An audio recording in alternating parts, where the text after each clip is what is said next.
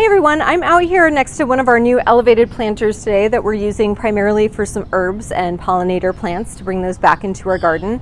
I wanted to talk to you about mulching. So as you can see here, I have a handful of this cedar bark mulch, which is going in these beds. Mulching is going to help your garden in a variety of ways, and I encourage everybody to do it. The first is it's going to stabilize moisture levels in your soil. If you're in a climate that's very dry, it'll help hold moisture in.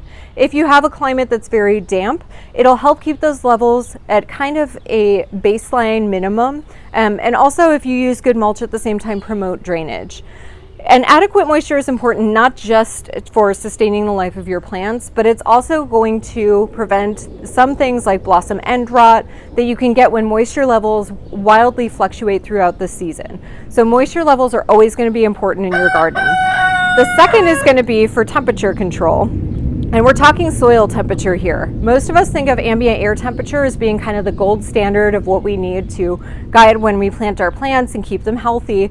But if you think of all of the chemistry that's happening underneath the soil level in those root systems, that's what's really going to be adequately sustaining your plants. So the more you can keep that soil temperature down when it's really hot and raise that soil temperature when it's really cool and keep those levels at a baseline, the healthier and better it's going to be for your plants. The next thing is just for aesthetic purposes. If you have your soil just open, sometimes you can add some of this like cedar bark mulch. It's a pretty color. Pine bark mulch works well, and it's going to give it more of a finished aesthetic, so it's going to look nicer.